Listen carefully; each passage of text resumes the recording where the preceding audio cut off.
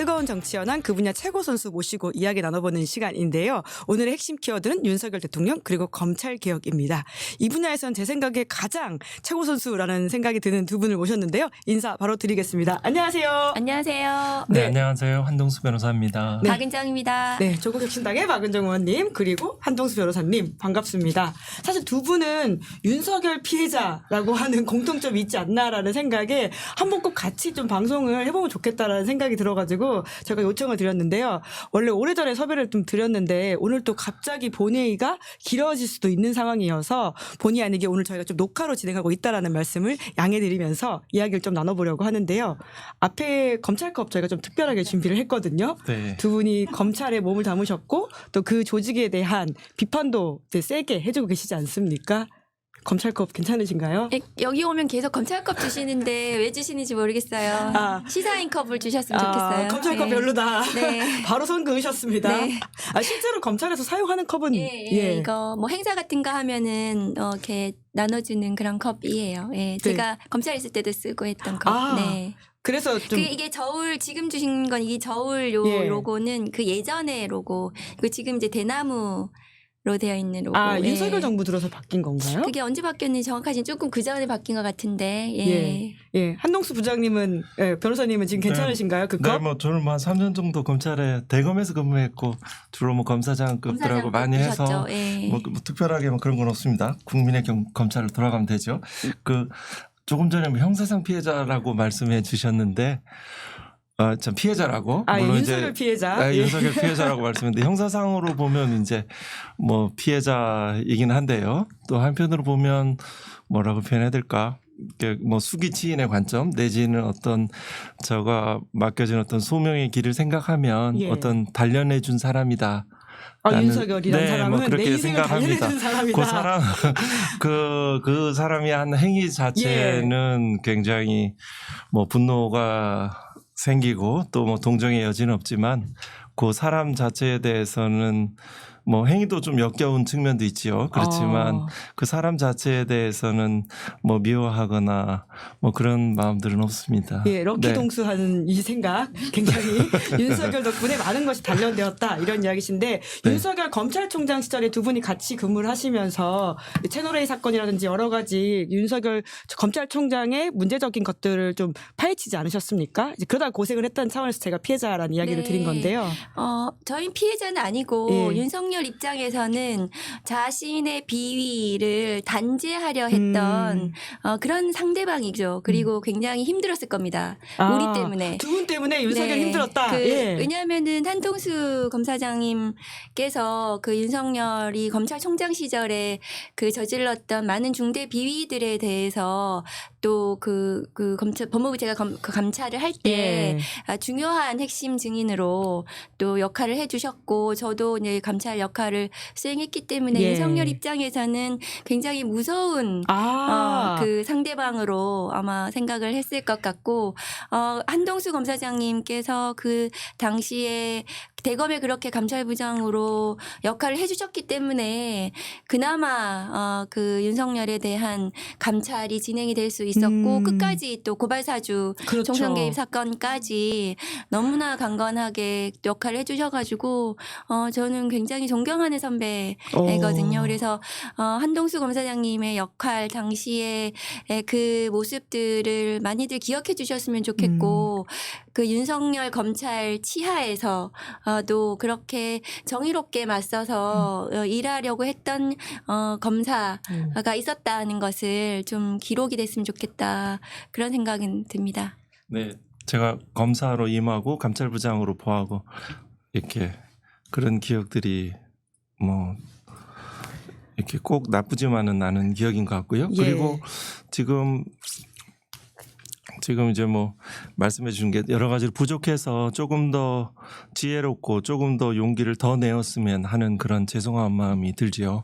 또 한편은 처음으로 이제 이 박은정 위원하고 이제 고 했던 그 기억 중에 기억나는 것은 그 그 이른바 이제 판사 사찰 문건, 판사에 대한 개인 정보를 통해서 중요 재판을 담당하는 그 판사의 개인 정보를 언론에 이렇게 언론 플레이를 해서 판사의 재판에 영향을 미치고자 하는 그 문건의 존재를 가지고 2020년 11월 6일로 기억하는데 법무부 이제 당시 박 의원께서 이제 그 법무부 감찰 담당관으로 근무하실 때 그 문건을 제가 들고 또 진술서를 작성해서 가서 진술했는데 당시 이정화 검사한테 좀 얘기를 해보니까 이 사람은 제대로 처리하지 못할 거라는 생각이 들어서 감찰 담당관님을 좀 불러 주시라 이렇게 요청을 해서 그때 이제 맞고 이제 판사사찰 문건을 제시해 드리니까 이거는 조사 대상이 아니라고 이렇게 말씀을 하시면서 그 놀라시더라고요.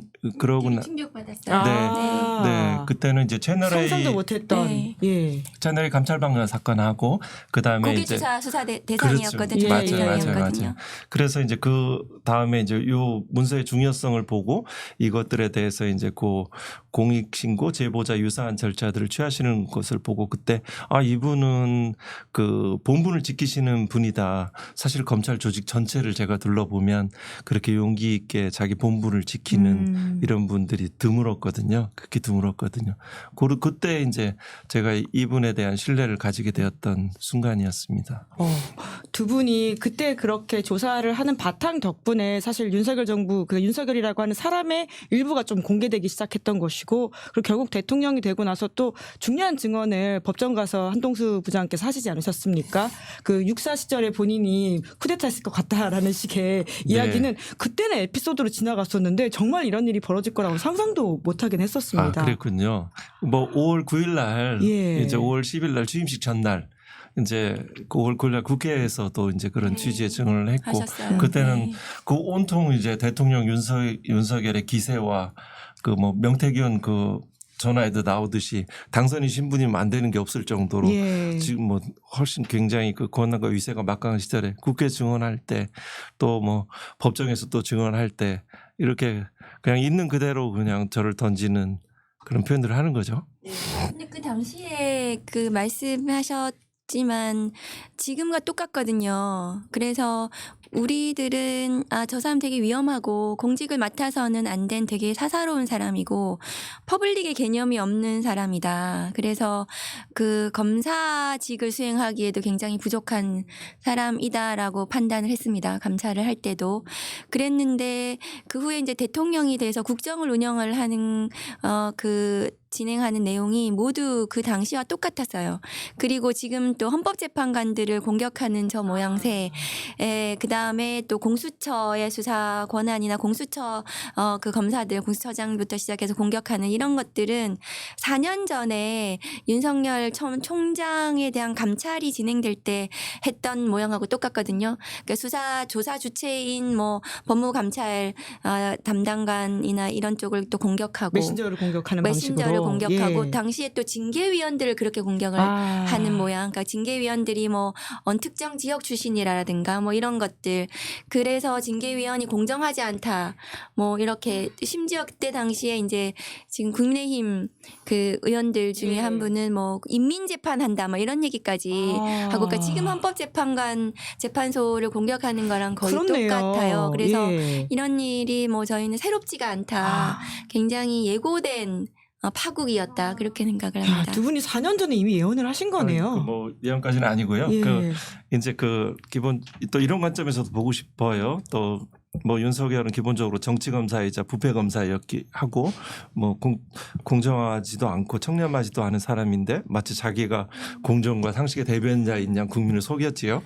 그 쿠데타라는 것은 이제 검사 때는 검찰총장 하려고 욕망했고 검찰총장 할 때는 대통령이 되려고 욕망을 했고 대통령이 되고면은 하고 나서는 다시 또 장기 독재 영구직 이렇게 독재를 하려는 그 욕망이 멈추지를 않았어요. 그거는 이제 윤석열 개인의 기질 또 그 검찰 조직에서 생긴 직무형 인격 또 거기에 김건희의 어떤 감행 에너지 그 힘들이 합쳐져서 결국 모든 국민들을 불안과 이렇게 걱정하게 만들고 이렇게 이런 고통 속에 빠뜨린 것 같아요. 근데 권력의 권력에 대한 그 열망은 굉장히 컸지만 그 권력을 잡고서 뭘 하겠다는 건 없었던 것 같아요.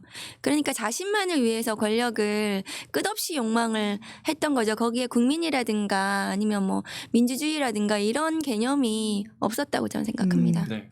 네. 같은 의견입니다. 네, 자연스럽게 헌법재판소 이제 탄핵 결정과 관련된 이야기를 넘어가면 될 것 같은데요. 결국 스스로 저지른 일로 인해서 국회에서 탄핵이 됐고 이제 헌법재판소의 선고만 우리가 기다리고 있는 상황인데 이게 또 불안한 마음으로 지켜보신 시민들이 계시거든요. 그러니까 두 분 법조인 또 법률 전문가로서는 쭉 지켜보셨고 특히 탄핵 소추연이지 않으십니까? 어떻게 결과를 내다보시는지 궁금합니다. 뭐 한동수 부장님 먼저 말씀하시겠어요? 네.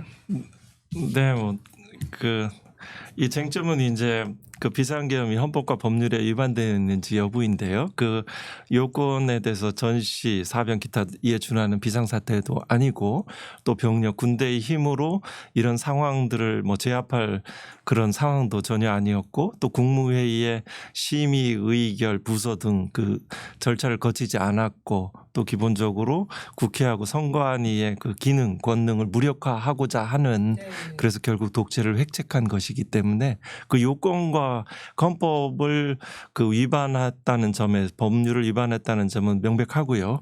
그거는 뭐 다 증거관계가 명확하고 다른 어떠한 방법도 없어요. 그리고 이것들이 과연 중대하느냐 여부 변론도 여기에 아마 최후 집중된 것 같은데요.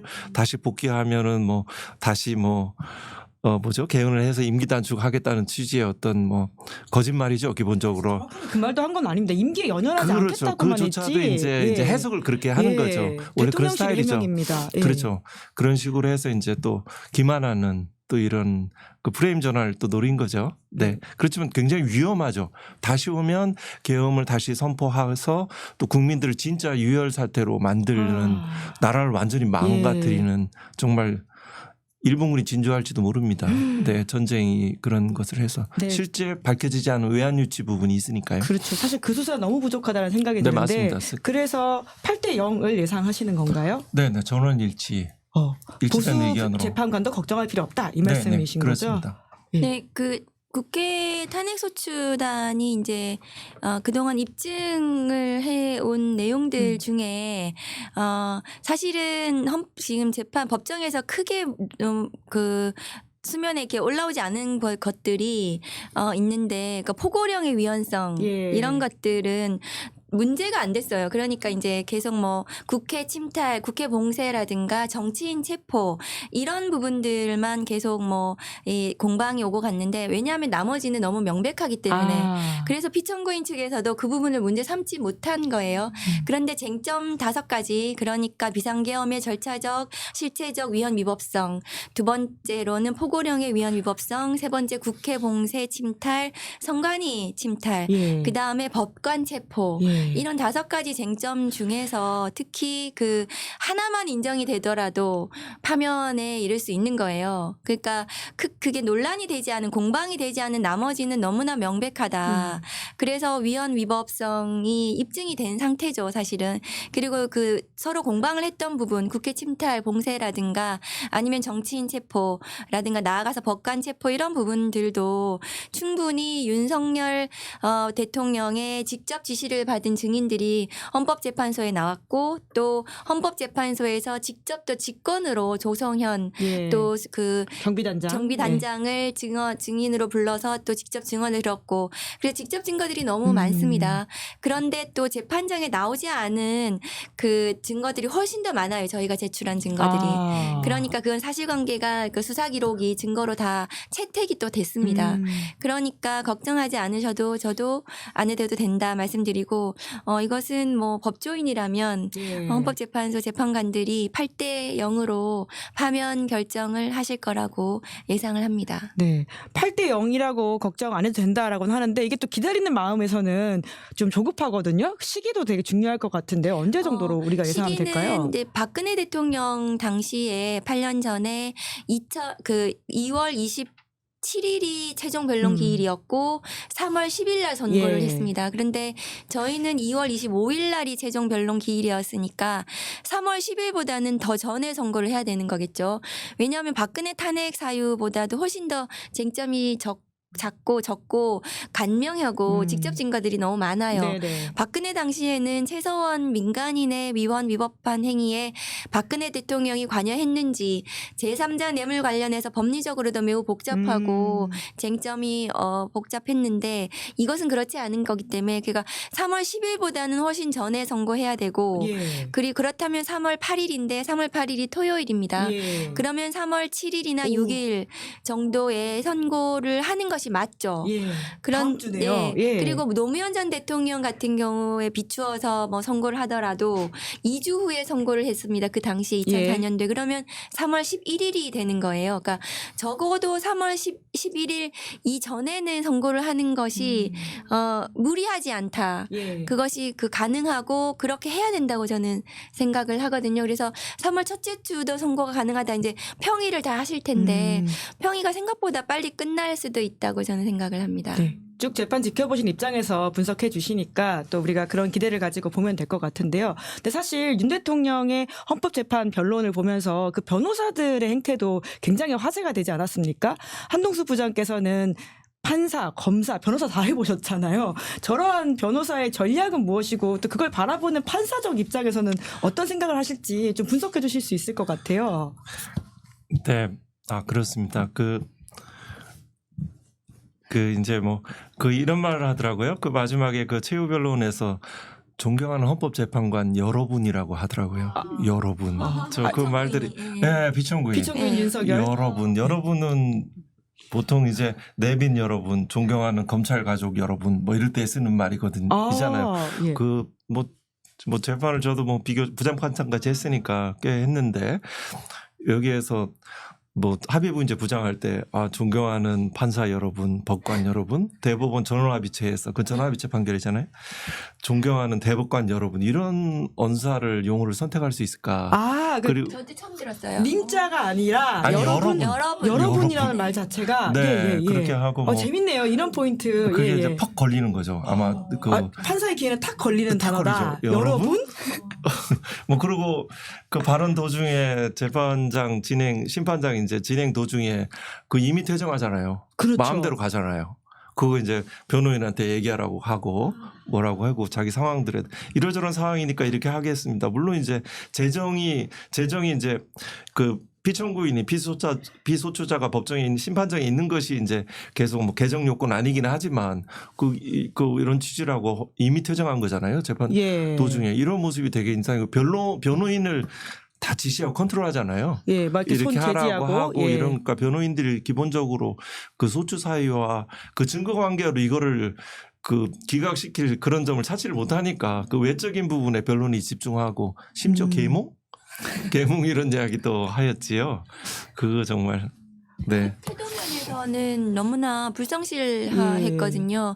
그리고 변호인을 막 어깨 툭툭 치면서 마치 부하 뭐 검사한테 뭐 얘기하듯이 그렇게 하는 모습들 그렇고 사실은 진짜 여러분 그 표현도 그게 약간 하대하는 그런 느낌이 들기도 했어요. 그러니까 검찰 가족 여러분 이러면서 이제 밑에 부하 검사들한테 그게 연설할 그렇네요. 때 하는 그런 예. 느낌이 들어가지고 재판관, 그러니까 헌법재판소에 대해서 그 본인이 재판을 받고 있는 입장인데 그런 거에 대한 존경과 권위를 인정하지 않으려는 그런 태도로 읽힐 수도 있는 부분이에요.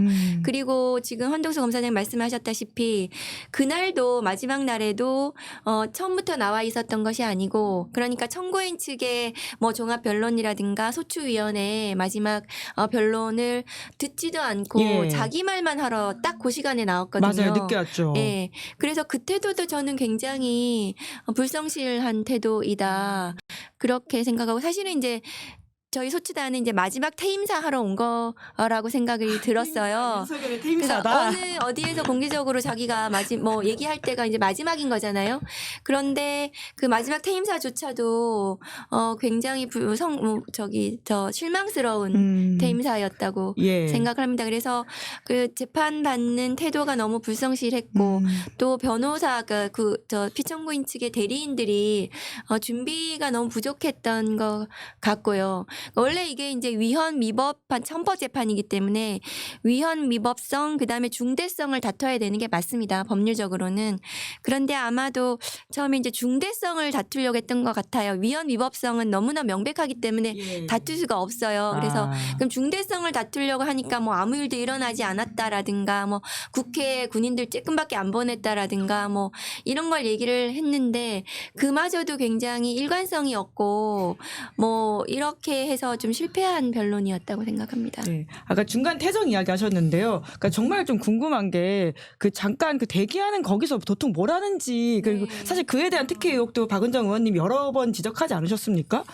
뭐를 하는 거예요, 통상은? 근데 제가 지금 확인해 예. 봤더니 이제 예. 그 머리 스타일링 받고 이런 것들이 수감되어 있는 상태에서는 그것이 가능한가 예. 했더니 법무부에서는 그것이 경호 차원에서 이루어진 거라고 답변을 받았는데 아, 헤어가 경호라고요? 그러니까 예, 현직 대통령이기 때문에 예. 뭐 경호나 현직 대통령의 예우 차원이다 이렇게 얘기하는데 지금은 경호와 그다음에 개호 두 가지만 가능하거든요. 예. 구속되어 있기 때문에 그러면 뭐 경호 차원에서 그것은 불가능한 그게 머리하고 이런 것이 경호는 아니잖아요. 그 시계 경호는 차고 머리하고 안전의 예. 문제이기 때문에 그래서 저는 답변이 궁색하다라고 생각을 했고 그러면 그 비용도 문제인 예. 것 같다라는 문제 제기를 했고 또 지금 이제 수용되어 있는 그 공간이 서울구치소가 매우 가밀한데 그 공간에 그 칸막이를 치고 4개의 공간 그러니까 거실을 예. 사실은 이제 거의 그 중에서 하나의 방에 이제 들어가고 있다곤 하지만 들어가 있다는 게 법무부 차관의 예, 지금 답변이겠지만 화면에 나가고 나머지 있습니다. 그 저 공간이 비어 있거나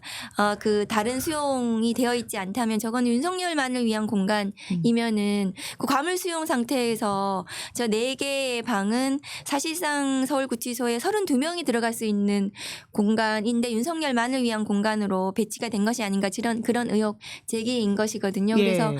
저 부분은 좀 제대로 수용이 되고 있는지 이런 부분들은 계속해서 문제를 삼아야 된다고 저는 생각하고 들여다볼 생각입니다. 네.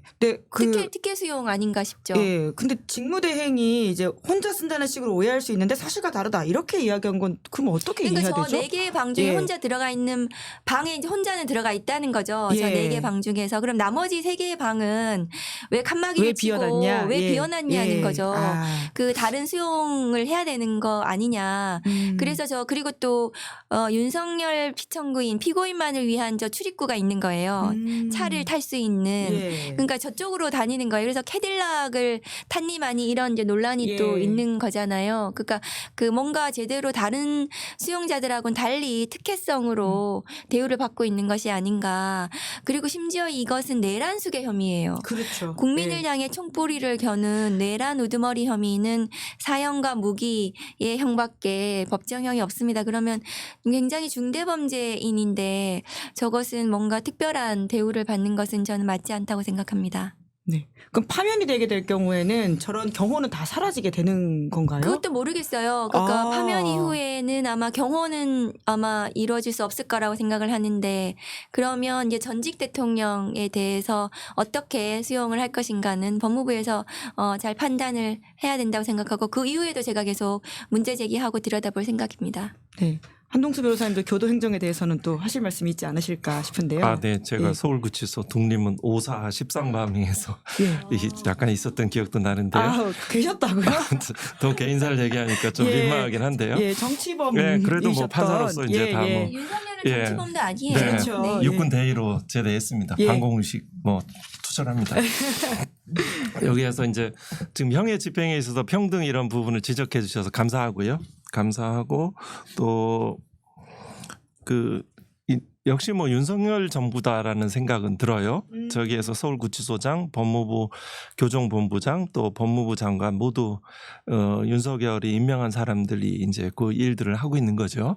또 그렇게 되고 있습니다. 예전에 박근혜 대통령 그 보승줄로 묶여서 이동하는 모습들이 국민의 기억 속에 남아 있습니다. 합리적인 부분에 있어서 평등한 처우를 받는 것이 그게 헌법의 가치죠.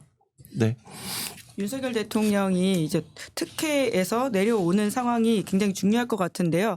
또 박은정 의원님이 계속 감시해 주시니까 국민들 저희들은 그 내란의 밤 당시에 계엄군을 맨몸으로 막으셨고 지금도 제가 그 어디에서 이렇게 시민분들을 만나면 울먹이는 분들 많아요.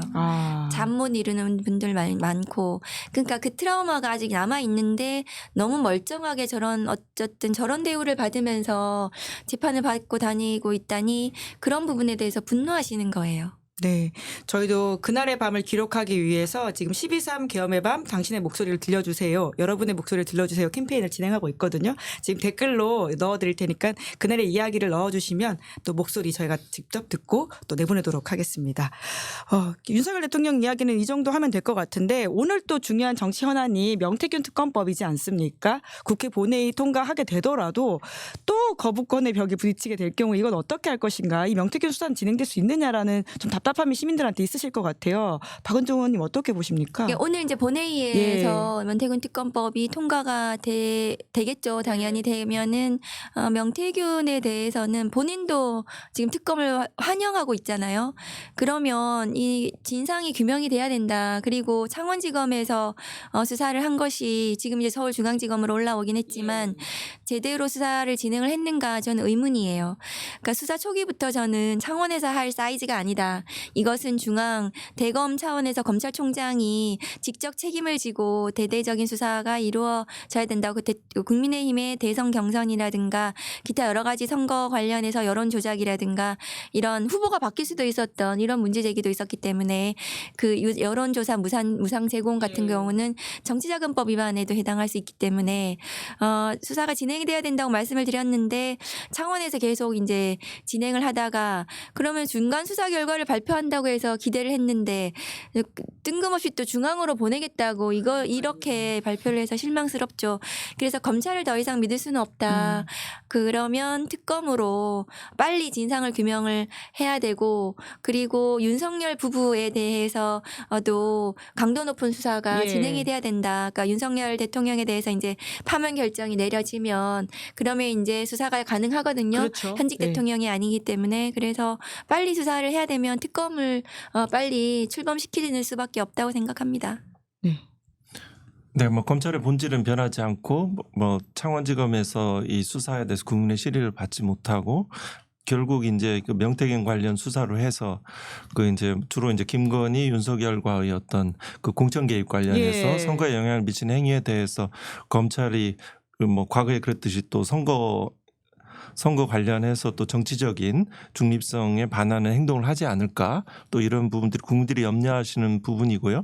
또 이 부분은 이제 헌법재판소 이제 파문 선고 후에 이제 이루어지는 것들이어서 거부권 행사 후에서 재의결 과정에서 각자 그 대선 후보자 서로 자기들이 이제 대선 후보가 되려고 하니까 이 부분에서 어떻게 표결될지 한번 지켜볼 대목인 것 같습니다. 네. 한 가지 더 말씀드리면 저는 중앙지검으로 이제 보냈잖아요. 사건을.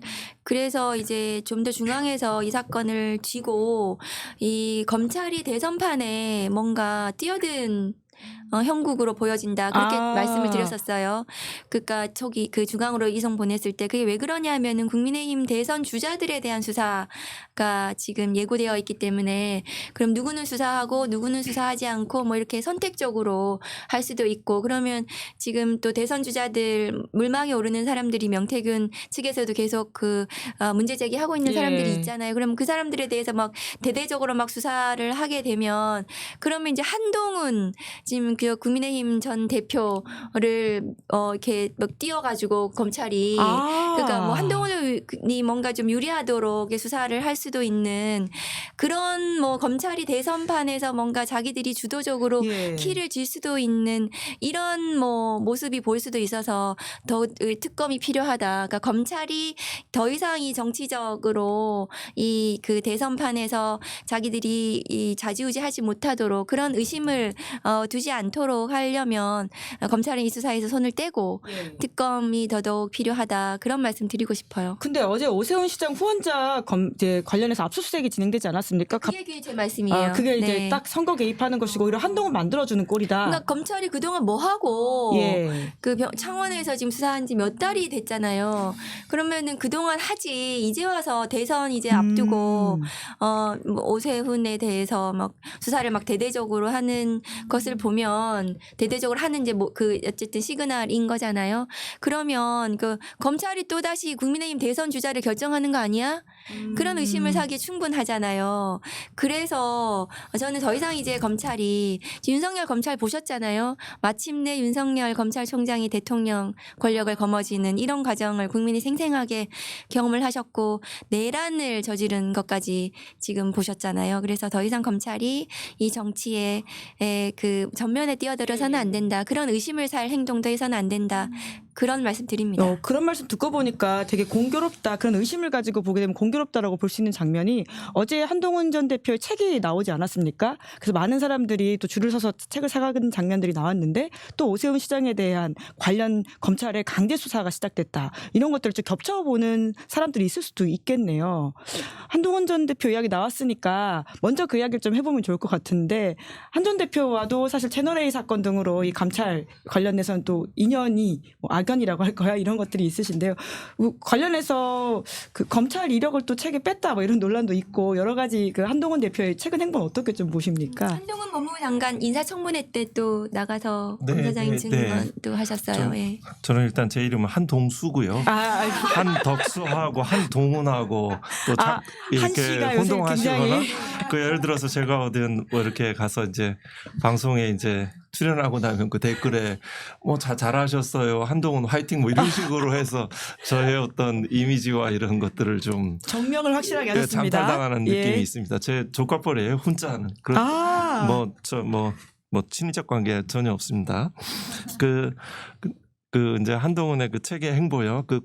한동훈을 그 이해할 때는 이제 검사 출신의 정치인이라는 거 그리고 또 하나는 이제 그 채널A 검언 유착 사건, 고발 사주 사건에서 피의자로 불기소 처분을 되었지만 새로운 증거나 또 이런 부분이 나오면 얼마든지 기소가 돼서 처벌받을 가능성이 있다라고 보고요. 제가 형사법정에서도 증언하였듯이 한동훈의 그 공모 혐의 일정한 그 실행 이렇게 하는 일 중에서 자기 역할들을 했다는 합리적인 의심을 그 말씀을 드렸어요. 예를 들어서 채널A 사건에서도 거기에 대해서 무혐의가 됐지만 무죄가 이제 뭐 선고가 됐지만 이모 기자에 대해서 그 공소장을 제가 읽어봤더니 공개됐으니까요. 거기에 한동훈이 공모자로 빠져 있어요. 공모했을 때하고 공소에 뭐 제3자로 하여금 해악을 알려주는 형태하고는 그 심리나 범죄의 증명 정도가 다른데 그래서 얼마든지 이런 지점에서 여전히 그 형사처벌로부터의 그런 위험성이 있다라는 점들은 기억이 납니다. 네. 그 사건이 계속 굴러갈 수도 있다라는 말씀이신 것 같은데요. 한동훈 전 대표에 대해서 그 고발사주 총선개혁 의혹 관련해서는 한동훈 특검법의 수사 대상으로 포함이 되어 있고 그 한동훈 특검법은 지금 국회에 계류 중입니다. 조국혁신당에서 네, 조국혁신당에서 저희들이 1호 그 법안으로 발의를 했고 언제든 그것은 통과될 수가 있습니다. 그런데 한동훈에 대해서 그 내란의 밤 기억이 나거든요. 그 당시에 본인이 그 체포를 피해서 국회로 왔던 것으로 보여지고 본회의장에 들어오게 했어요. 민주당에서요. 그렇죠. 그래서 그 사실은 이제 거기서 몸을 피신했다고 볼 수 있고 근데 저는 그 본회의장에 국회의원이 아닌 사람이 들어와서는 안 된다고 알고 있거든요. 그래서 제가 그 당시에 한동훈이 거기에 들어온 것을 굉장히 전 문제다 이렇게 생각을 했었어요. 그러니까 그래서 그렇지만 이제 상황이 매우 비상 상황이고 급박하고 안전에 문제도 있고 하니까 뭐 사실은 민주당에서 그 피신시켜 준 거죠. 그런데도 불구하고 그러니까 자기를 체포하고 죽이려고 했던 사람이 윤석열이었던 거 아닙니까? 지금 이제 수사 그 과정을 보면 수사한 내용을 보면 그리고 민주당은 오히려 본인을 피신시켜주고 안전하게 그날 그 보호했던 사람들이 그 대상이고요. 근데 지금 보니까 윤석열에 대해서는 뭐 미안한 마음을 가지고 있다고 했나요? 그런 표현을 했더라고요. 그러니까 인간적으로 그리고 또 그 민주당 이재명 대표에 대해서는 굉장히 또 그 심한 말을 또 했더라고요. 오히려 자기 재판 유죄를 막기 위해서 개혁을 할 수도 있다는 이야기를 주장을 했죠. 그런 식의 그러니까 인식은 이해가 되지 않고 그게 사람으로서 그것이 도리인가. 아. 그리고 그거 자기를 죽이려고 했던 사람에 대해서도 그런 평가를 하는 사람은 그것은 좀 이렇게 뭔가 판단 능력이나 이런 것들이 굉장히 부족한 것이 아닌가.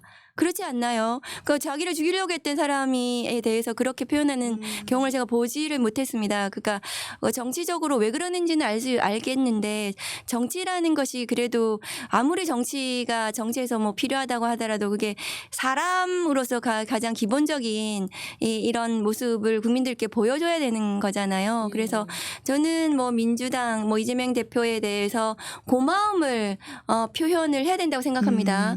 그런데 그런 말을 안 하더라도 그렇지 않더라도 정치적으로 저렇게 그 공격하는 것은 저는 좀 사람으로서 도리가 아니라 생각하고 그리고 이제 그 표현도 그 평가도 저는 맞지가 않는 게 오히려 한동훈이라는 특수부 검사가 그동안 했던 수사를 생각해 보면 특히 조국 전 법무부 장관에 대한 수사 그다음에 이재명 대표에 대한 수사가 과연 그것이 공정했는가 그리고 그것이 정치적인 수사로 지금 오해받고 있고 평가받고 있는데 검사로서 가장 공정해야 되는 공직자로서 그것이 오히려 저기 올바랐는가 이런 평가를 하고 싶어요. 그러니까 그런 무자비하고 가혹한 수사를 했다고 평가받는 장본인이 오히려 그 야당 대표가 그렇게 뭐 계엄을 할 수도 있다 이렇게 평가하는 거 본인이 오히려 되게 가혹하고 잔혹한 이런 수사를 했다는 평가를 받고 있지 않습니까? 오히려 저는 그 반대의 평가를 하고 싶습니다. 한동훈이라는 사람이 이보다 더 큰 뭐 공직에 나서거나 더 큰 권력을 쥐게 된다면 매우 위험한 인물이다. 그러니까 윤석열 정권의 황태자였고 윤석열 정권, 윤석열의 실패에 가장 큰 책임이 있다고 저는 생각하거든요. 그러면 윤석열과 똑같이 할 수도 있는 사람이 저는 한동훈이다. 그렇게 저는 평가합니다. 네. 네, 뭐 관련해서 이제 사람에게 충성하지 않는다의 말에 속았던 것처럼 계엄 해제 요구를 위해서 등장했던 것들의 국문이 이제 한 번 속지 두 번 속냐고 국민들이 깨어있는 시민들이 말아서 이 부분을 뭐 속지 않을 것 같고요. 또 윤석열에 대해서 미안한 마음은 고도의 정치인의 술수죠. 그 유산 좋은 표를 자기가 가져가겠다는 그 계산된 언어이고 기본적으로 그 윤석열을 이제 저는 쿠데타라고 보는데 수사권을 사유화해서 수사를 통해서 자기가 이 국민을 속여서 언론과 합작해서 이렇게 집권했잖아요. 그 관련해 거의 1등 공신이에요. 같은 사람이에요. 기본적으로. 오히려 대검 중수부보다 훨씬 더 잔인한 수사를 하고 인권과 생명을 존중하지 않는다는 것이 검찰 내부자 이제 특수 쪽 이제 검사하고 또 법원에서도 그러니까 제가 들었던 아주 뭐 보편 일반적인 평이에요. 그런 똑같은 그 윤석열의 또 다른 모습인 이런 형태로 나가고 있는 거죠. 네. 또 해당 책에는 본인이 법무부 장관에서 김건희 특검법에 찬성한다라는 오해를 받아서 이제 굉장히 쫓겨날 뻔했다라는 식의 에피소드를 기록해놨다고 알려져 있는데요. 저도 아직 보진 못했습니다. 시간 관계상. 네, 김 여사의 여러 가지 에피소드를 적어놓은 것으로 보이는데요. 지금 또 사실 이 여러 가지 상황에서 무풍지대 여전히 이제 김건희 여사가 있지 않습니까? 네, 어제 그제 저희가 주진우 편집위원을 통해서 드디어 김건희 여사와 명태균 씨가 나눈 육성 통화를 공개했는데요. 주부는 좀 어떻게 들으셨는지도 궁금합니다. 그 김건희에 대해서 저런 육성이 지금 뭐 뒤늦게 나왔는데 그 전에 뭐 김영선 공천과 관련해서 윤석열의 음성이 나왔잖아요. 그것만으로도 충분히 이 공천 개입과 관련해서 수사가 가능했다. 그리고 또 명태균이 스스로 또 이 김 여사 그 관련에 대해서도 또 얘기를 했잖아요. 그 육성과 관련해서 그러니까 그 창원지검에서 충분히 김건희에 대한 소환 조사, 강도 높은 수사, 뭐 압수수색이라든가 이런 것들이 그 당시에도 가능했는데 그랬으면은 저런 게 훨씬 더 빨리 나올 수 있었을 텐데 이제 와서 이제 나왔는데 지금은 이제 정말 더 이상 물러설 데가 없이 김건희에 대한 수사가 필요한 상황이죠. 근데 부를까요? 수사하려고? 심지어는 그 디올백 박는 영상이 정말 나왔음에도 불구하고 소위 말하는 황제조사했다라는 지금 비판을 받고 있잖아요. 네. 아직까지도 안 부르고 있어서 네. 검찰이 뭐 시사인에서 참언론 시사인에서 이제 저희 공개하셨는데 법명입니다. 참언론. 네, 그래서 이제 그 대목을 이제 짧으니까 좀 들어봤는데요. 예, 거기에서 예. 뭐 그 미르라고 했다, 그죠? 예. 그 공천 당선이 드러나지 않게 하라는 이런 취지의 발언 내용, 그리고 실제 5월 9일날 통화가 이루어졌고 5월 10일날 그죠? 5월 10일날 바로 또 실제 공천이 됐죠. 예. 김영선 그 창원 의창 그 지역구에. 전략 공천이 됐죠. 이런 그 시기화하고 내용과 역할을 보면 저거는 너무 확연한 음성 정보처럼 되게 영상 정보 이런 예. 디지털 증거처럼 확실한 게 없잖아요. 그래서 이거는 간접 진술도 아니고 이 자체로 너무나 공천 개입과 또 명태균과 김영선과 이제 금전을 지급받은 것도 있고 여러 가지 범죄 혐의들은 너무나 충분해서 마땅히 출석 요구해서 피의자로서 조사를 해야 되죠. 그런데 이런 측면도 지금까지 안 해왔고 그럼 왜 그랬을까 생각을 해보면 김건희는 윤석열 대통령 못지않은 검찰의 비호와 그 보호를 받은 거예요. 그럼 검사 입장에 김건희를 왜 그렇게 보호를 해줬지? 그거는 윤석열 그 대통령으로부터 직간접적인 어떤 강한 요청을 받지 않았을까?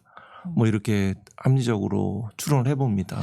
근데 이제 예. 검찰 입장에서는 이제 윤석열을 버린 카드잖아요. 그래서 아마 그래서 이제 내란 우두머리로 구속 기소도 했고 예. 그렇게 해서 아마 김건희에 대해서도 아마 상황을 볼 것 같아요. 예. 그래서 김건희에 대해서도 더 이상 이제 물러설 게 없기 때문에 그 어제 저기 대검에서도 뭐 소환 처음부터 검토해 보겠다고 얘기를 했기 때문에 소환 조사와 수사를 뭐 피할 수는 없을 거라고 생각을 합니다. 근데 검찰이 명태균 관련해서 그 누구를 수사하고 예. 그다음에 누구를 부르고 이런 것들을 자기들이 좌지우지하는 그 모습이 좋지 않다. 이 국면에서. 그래서 그래서 이제 특검에서 예. 이제 김건희에 대한 강도 높은 수사를 해서 공정하게 그 결과를 국민들께 보여드리면 좋겠다. 그런 생각은 듭니다. 그 김건희 개인에 대한 수사 부분도 있지만 제가 보기에는 생각보다 검찰에 대해서는 검찰 스스로 가지고 있는 요번에 그 내란 관련해서 그 약점도 있고 또 여러 가지 복합적인 요인들이 작용할 수 있을 것 같아요. 예. 이른바 친한 세력도 있고 그래서 자기 검찰권을 영속화하고자 하는 의도도 있고 그 뭐냐면 검찰 이 내란 관련해서 지금 검찰 수사에 세 가지 드러나지 않는 사건이 은폐 축소되는 부분은 외환 유치 부분이 한 대목이 있고요. 또 행정 관료에 대한 부분이 있고 또 한편으로 이제 중요한 부분 중에 하나가 검찰의 신뢰를 떨어뜨리는 요소가 하나가 이제 검찰의 이 비상계엄 관련해서 역할 지시받은 내용이 뭔가인 거죠. 이거는 누구죠? 그 경호처 사장 예. 비화폰 저는 그 김성훈? 대목이 예. 그게 단순한 공무집행 방해가 아니고 그 내란과 관련돼 있다라고 봐요. 뭐냐면 그 서울 경찰청장하고 서울청장이 그 기소됐죠. 예. 그러면 항상 이제 수사를 검찰에서 했습니다. 무슨 예. 일을 할 때 예. 중요한 국가적 사안이든 뭐 반부패 사안이든 간에 그 청장하고 경찰의 청장하고 서울청장하고 대응되는 검찰총장 그리고 중앙지검이 항상 대응돼서 함께 움직여요. 지휘의 관점에서든 역할 분담이든 간에. 그럼 여기 당연히 그 총장과 그 서울중앙지검장 이 역할들이 좀 쏙 빠져 있잖아요. 그러면 그 부분에 대해서는 이제 경호 차장의 그 비화폰 그 서버에 그 대목들이 남아 있을 것이다라는 측면들이 그죠. 이런 부분들은 여전히 검찰을 불신하게 만들고 이건 해서는 안 된 일이죠. 예. 철저하게 의혹을 해소해가는 수사들이 있어야 되죠. 네. 근데 그에 대해서 이진동 대검차장은 지금 뭐 별건 수사하라는 거냐라는 식의 이야기까지 이제 국회에 나와서 했더라고요. 두 분은 이제 법조인이시고 법률 전문가시니까 그러한 식의 논리에 대해서는 어떻게 좀 판단하십니까? 그것은 별건 수사라기보다는 내란 수사 범위 내에 포함된다고 저는 생각합니다. 예. 왜냐하면은 윤석열 내란 수계의 그 피고인에 대해서 이제 구속 기소는 됐지만 사실상 좀 그 빠져 있는 부분이 윤과 직접적으로 대통령실, 국무위원, 그 다음에 검찰 이런 부분들이 좀 비어 있는 느낌이잖아요. 그래서 그럼 그 검찰이 또 선관위에 뒤에 그 검찰이 올 테니까 기다려라라든가 뭐 이런 증언도 있었죠. 나왔는데도 불구하고 그럼 검찰은 그날 혹은 비상계엄과 관련해서 어떤 역할을 했는지 그다음에 국무위원들에 대해서도 그렇고 심지어 그 국무위원들에 대해서 무혐의를 검토한다 이런 언론 보도도 나왔고 그다음에 대통령실에서 뭐 그 김성훈 그다음에 박종준 경호처장이 그날 뭐 그 경찰청장이나 서울청장을 안가로 부르는데 본인이 이제 역할을 하고 이런 그러니까 윤과 가장 가까이 있었던 사람들이 특히 이제 검찰 정권이었으니까 검찰은 어떤 역할을 했는지 그 부분이 좀 더 명확하게 실체가 더 드러나야 된다고 저는 생각하거든요. 없을 리가 없는데 그래서 그 부분에 대한 수사를 하는 것은 그러니까 그게 비화폰에 있는 것이 아닌가 비화폰 내역에 그러면 그것은 별건 수사가 아니라 내란 수사를 완성하는 거죠. 전체적으로. 그래서 그 부분에 대한 수사는 반드시 진행이 돼야 된다는 거고 또 그 한동수 검사님 말씀하셨다시피 전쟁을 유치하려고 했던 이런 부분 그것이 외환 유치든 일반 이적이든 간에 그런 부분들이 증언으로 간간히 나오고 있는데 그런 것들이 그 수사는 더 이상 진행이 되지 않은 것 같아요. 그러면 그거는 사실 엄청난 일 아닙니까? 그렇죠. 대통령이 전쟁을 일으키려고 했던 것이었는지 그 부분은 반드시 역사적으로 밝혀야 된다고 생각합니다. 그래서 그런 부분들까지 합쳐서 이제 내란 특검법이라든가 상설 특검으로 해야 되고 검찰이 그 부분을 제대로 수사를 하지 않는다면 그 부분이 이제 특검으로 해야 된다고 저는 생각을 하거든요. 그래서 별건 수사라고 보기는 어렵다. 오히려 검찰이 그런 부분에 대해서 오히려 이제 더 적극적으로 수사에 나서야 되는데도 불구하고 뭔가 이렇게 밑으로 내려가는 수사만 하는 느낌이에요 지금. 그리고 내란 수사와 관련해 가지고는 좀 그런 부분 안타깝죠. 그 외환유치 부분 간략하게 보충 설명 말씀드리고요. 또 한편에 그 이진동 대검차장의 그 진술 관련해서 조금 말씀드리겠습니다. 외환유치 부분 정확하게 말하면 형법상 구성요건상으로는 외환유치 예비음모죄 부분입니다. 그 적국과 통모해서 전단을 여는 거. 그러니까 이제 뭐라고 표현해야 되나 북한은 좀 약간 외면 이렇잖아요. 이 국면에서 뭐죠 무인 뭐 이런 거 내지는 무인기 내지는 풍선 이런 거 보내도 약간 외면하는 반응을 하지 않는 이런 이 태도를 보였고 반면에 계엄 뭐 한 10여일 전인가 몽골에 가서 방첩사 중령 소령이 방문하다 하다가 국정원에 체포됐다는 등 내지는 우크라이나에서 북한군이 있으니까 거기서 이제 전쟁이 나거나 내지는 또 여러 가지 뭐 노상훈 수첩에 나오는 인민군 복장을 한 HID의 그 사례 이렇게 하고 이제 국지전의 것들이 이제 이루어진다면 전단을 여니까 그때는 계엄을 선포해야 되는 상황이 발생할 수 있는 거죠. 실질적으로 요건이 만들어지는 거죠. 계엄 상황을 만들려고 했었다는 그런 의심이 있는 거죠. 외환유치 예비 음모 부분들이 이 수사가 돼야 되고요. 그 지금 이진동 대검차장 관련해서 내용들은 그 사실은 사실이 아니고 또 심지어는 거짓이죠. 뭐냐면 뭐 하나 부분은 그 별건 수사라고 하는 부분들은 지금 말씀하신 대로 그 내란죄 결국은 그 대검에 있는 총장과 서울지검장의 역할에 대한 그 은폐 그런 측면과 관련돼 있는 것이고요. 또 한편으로는 그 수사과에서 조사한다. 경찰이 안 내려보내고 수사과에 보낸다는 것은 그것도 거짓이죠. 그 대검 그건 명태균 사건 관련해서 이제 같이 연결돼서 이제 명태균 수사가 이제 지지부진한 거에 대한 이런 변명도 같이 이제 연상이 돼서 말씀드리면 그런 지점들 왜냐하면 그 수사과는 그러니까 이 수사관은 검사의 컨트롤 아에 들어가는 수사관들이 검찰 수사관들이 있고 그 수사는 그 쉽게 말해서 좀 약간 지지부진해요. 지지부진하고 직접적인 그 울산 창원지검 검사장 그다음에 대검 총장의 지휘 아에 들어가는 거죠. 그냥 제대로 수사를 하려면 공공수사부에서 수사를 해야죠. 검사가 직접. 실무를 아는 사람이면 할 수 없는 이야기를 저렇게 대검 차장이 하고 있다는 취지의 지적을 하고 계시는 거 아닙니까? 그렇죠. 비밀과 공개하지 않음으로 해서 국민들을 속이는 거죠.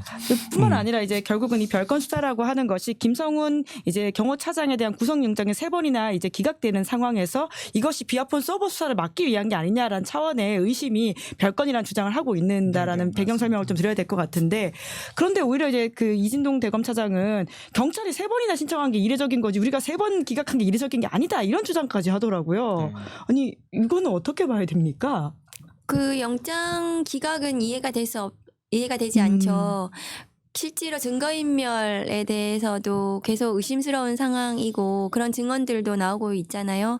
그리고 적법한 체포영장을 무력으로 막으려고 했던 것이 다 드러났습니다. 그러면 그런 그 범죄 행위에 대해서는 구속 수사를 하는 것이 맞죠. 그래서 경찰에서 계속 영장을 신청을 하는 것이 맞고요. 그리고 검찰에서는 그것을 영장을 청구해서 법원의 판단을 받아야 되는 것이 맞습니다. 그럼 그거를 3번에 걸쳐서 그렇게 기각을 하고 그리고 첫 번째 기각한 사유가 이제는 윤석열이 체포됐기 때문에 체포영장을 막을 재범을 하지 않는다. 그게 영장의 기각 사유예요. 반려 사유. 반려라고는 얘기하던데 그게 예. 기각이죠. 그러니까 그 무슨 말인지 모르겠습니다. 그 범죄가 중대하게 벌어졌는데 그 대상자가 이제 체포됐기 때문에 또 안 할 거야. 그래 봐주는 것인지. 그러니까 그것은 국민들에게 그러니까 그 후에 이제 서부지법 폭동이 일어났어요. 예. 그러니까 김성훈이 체포영장을 무력으로 막고 그랬는데도 불구하고 구속이 되지 않았어. 그러니까 그 체포영장의 불법을 주장하는 우리도 오라. 그래서 우린 서부지법에 폭동을 해도 되는 명분이 생겼어. 이렇게 생각할 수도 있는 거잖아요. 그러니까 김성훈 영장의 기각으로 검찰이 굉장히 그런 잘못된 시그널을 줬다고 저는 생각합니다. 그러니까 그런 영장은 반드시 청구를 하는 게 맞죠. 그래서 그것을 계속 기각하는 것은 이해가 되지 않고 그렇다면 검찰이 다른 이유가 있는 것이 아닌가. 그렇게 의심을 하는 겁니다. 지금. 네. 저희가 검찰개혁의 이야기로 자연스럽게 마무리를 하면 될 것 같은데요. 사실 누구보다도 그런 중요성을 많이 말씀해 주셨지만 또 이 상황을 듣고 보니까 아직도 검찰개혁이 갈 길이 멀고 참 중요한 아젠다구나라는 생각을 하게 됩니다. 시민의 입장에서 이 이야기가 왜 중요한지로 마무리 말씀을 해 주시면 좋겠다라는 생각이 드는데요. 좀 이게 자꾸 듣다 보면 지치기도 하고 익숙해져서 이게 뭐지라는 생각하시는 분들도 계실 것 같거든요. 말씀 좀 부탁드리겠습니다. 인사도 같이 해 주시고요. 네. 뭐 검찰 개혁의 이제 그 내용들 과제들을 보면 그 검찰 개혁이 왜 필요한지를 좀 생각하실 수 있을 것 같아요. 그 수사권과 기소권의 분리라는 구조개혁 부분, 정치검사, 부패검사에 대한 인적 청산의 부분, 또 불공정 인권 침해 수사 기소에 대한 과거 청산 요 3가지 영역으로 되고 있습니다. 기본적으로 그 인권과 생명을 지키고자 하는 그런 역할들에 꼭 필요한 부분입니다. 지금 마지막으로 드리고 이렇게 인사 말씀은 그 각자 맡은 자리에서 할 수 있는 만큼 이렇게 애쓰시는 모습에 대해서 감사드리고 잘 될 것입니다. 그 기쁘고 즐거운 마음으로 각자 맡겨진 길을 잘 걸어가시기 바랍니다. 그리고 시사인에게 대해서도 되게 어떤 미래 가치들, 젊은의 어떤 시각들을 느낄 수 있어서 또 아주 좋게 생각을 합니다. 감사합니다. 네, 감사합니다. 더욱더 맡은 자리에서 자기 일을 더 잘하자 좋은 날이 올 것이다라는 말씀이 큰 위로가 됩니다.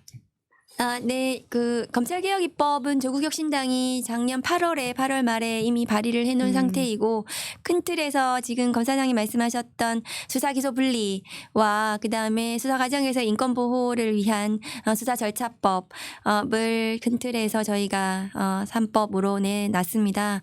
그래서 그것은 아마도 검찰개혁 입법은 22대 국회에서는 반드시 국민의 염원을 담아서 이뤄낼 거라고 약속을 좀 드리고 싶습니다. 그 검찰 개혁은 그동안 많은 정부에서 시도했지만 미완의 과제로 남았잖아요.